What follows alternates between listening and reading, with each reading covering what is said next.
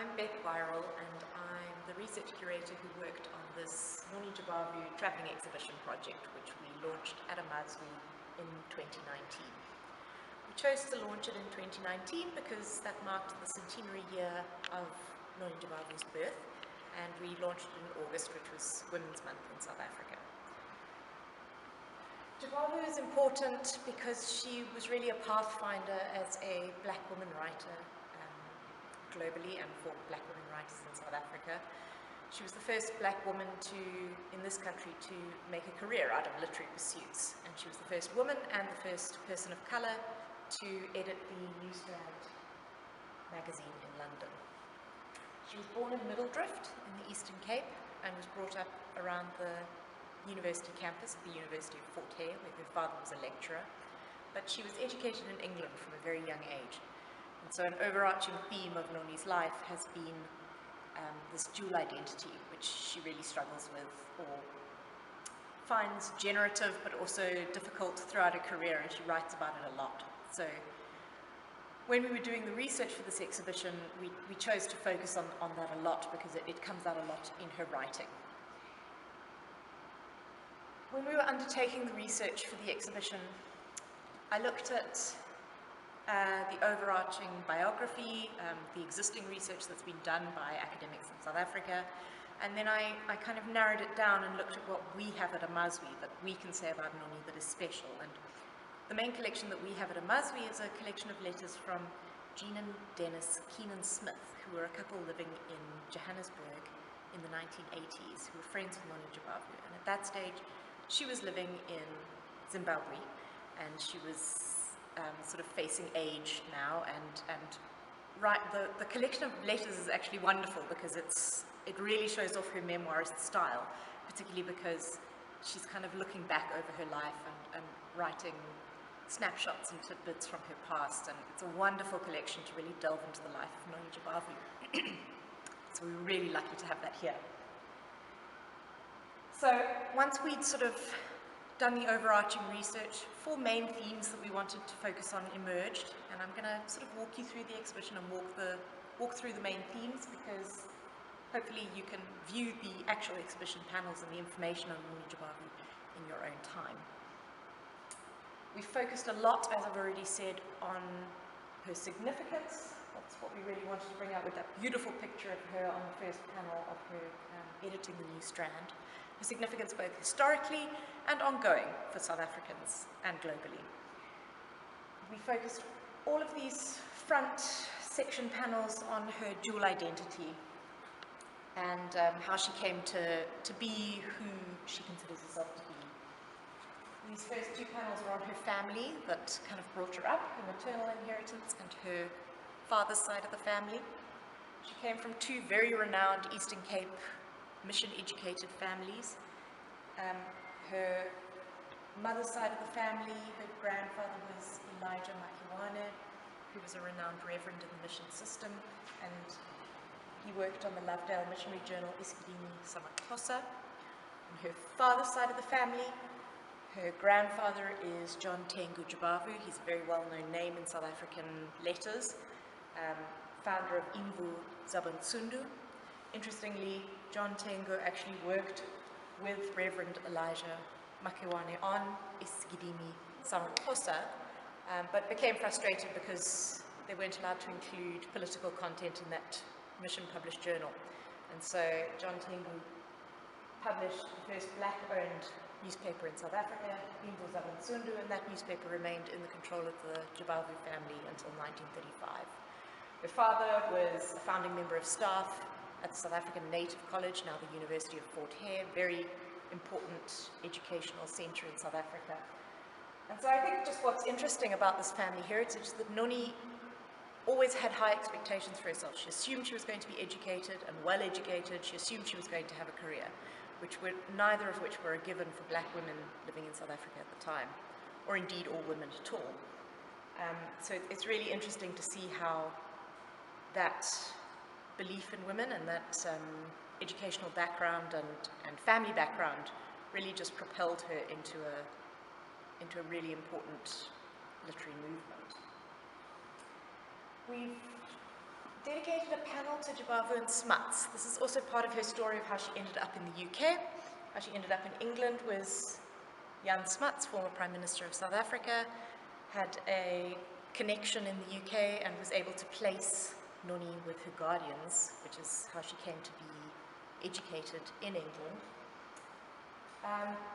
We were originally going to talk in this panel about how Noni came to be educated in England, but we thought that the relationship with Smuts ended up being really the most interesting nugget of that panel. So we dedicated the whole panel to Jabavu and Smuts because it's a really interesting story. He enabled her traveling and getting a brilliant education, but his politics on the native question in South Africa were obviously not enabling for black women such as herself, and so she comes to have quite a fraught relationship with the idea, and she says in one of her letters, which I think is really interesting, it was many years before I understood that those uncles of mine, by which she means Oom Jannie, Jan Smuts, and her guardian in the UK, Arthur Gillette, were crooks.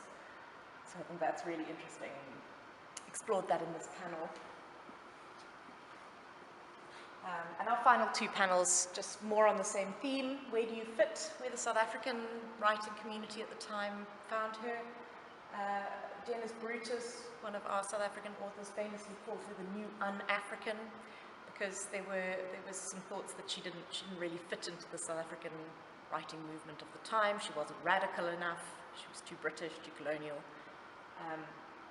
And by her own admission, in Drawn in Colour, she brings out in the epigraph, I belong to two worlds with two loyalties. And that was a really sort of anchoring theme for us.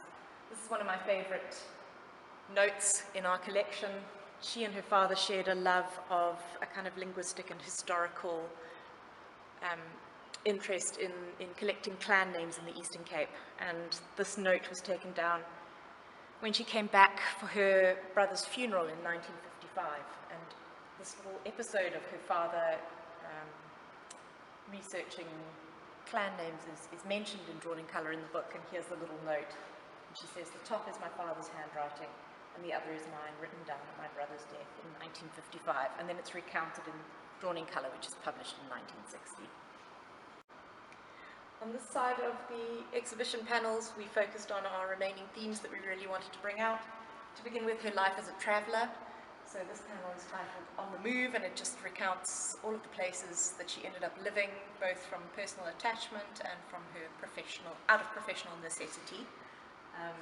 Some fantastic photos in our collection of Noni being young and beautiful in London, which I think are just wonderful and really be worth clicking through those if you're looking at the online version. The following panel is titled A Foreigner at Home, and really focuses on the year in which she came home to South Africa to write a column for the Daily Dispatch in 1977. We also focused a lot on those columns in our research because they're very revealing. And she focuses a lot on this theme of being made to feel a foreigner in her home country, because she was having, by this stage, she was having run-ins with the special branch, and border control just persistently didn't want to let her into the country or didn't recognize her as a South African citizen. Then we moved into her many writing hats, the many genres in which she could work, and her writing style. This panel calls her an observationist and a listener. Her friend Robert Graves, she says, one of the greatest English poets, as you know, she loves to name drop, once said to me, Noni, you are no poet, my girl, you are an observer. I'm not insulting you. An observer is an artist too. You belong in the club of artists. And you can really see that observational style coming out in her memoir work and in her letter writing. But I think it influences her journalistic work as well. We obviously wanted to focus on the letters, as I keep coming back. That's the core of our Amazwi collection, and it really shows off her writing style, as I keep saying. So we focused on some of the letters in this panel here, and some of them are really emotional, really tug at the heartstrings. There's a letter in which she talks about her memories of learning that her brother Tengo had been shot dead, so they can go back quite far, or the memories reach quite far back. And then on our penultimate panel, we talk about how this writing, her journalism, her letter writing, her memoir writing, it's all about connection. It's about making those connections between places. So she finds herself in disparate, far-flung places all over the world out of necessity, and she writes to kind of bridge those gaps. And it's not always necessarily, she doesn't always necessarily have a happy relationship with her writing. It comes across as quite compulsive sometimes. She's been compelled to live in these far-flung places, and she's compelled to kind of reconcile that through writing, and it can have quite a strong emotional affect. She writes down here, "Right now, as I write this line, tears are suddenly jumping out of my eyes, as used to happen when my brother, mother, and father died, and I had to put those experiences down on paper. Wouldn't it have been better for the Jabavu clan to have been illiterate?" And that's a really interesting thought. So she's a really complex character, and I think she mobilizes writing really interestingly to draw out that complexity. And that's part of why I think she's still important, is she doesn't fit neatly into a box, and she doesn't apologize for her complexity. If we move to our final panel, a little bit of a lighter note. It's a line from one of her columns in 1977 for the Daily Dispatch. She says, "And have I not indeed revealed quite a lot? And is it not now your turn, readers, to tell me something?" So the final panel is deliberately interactive and provocative. We would love our readers, viewers, visitors to provide feedback to us, especially because it's a traveling exhibition. We wanted it to be interactive in that way. As you can see, the whole exhibition can flat pack and can travel to different locations, and Noni did travel to a few different locations. At the moment, we're thrilled to have her at home in our Amazwi foyer. And as the last panel says, we'd love to hear back from you.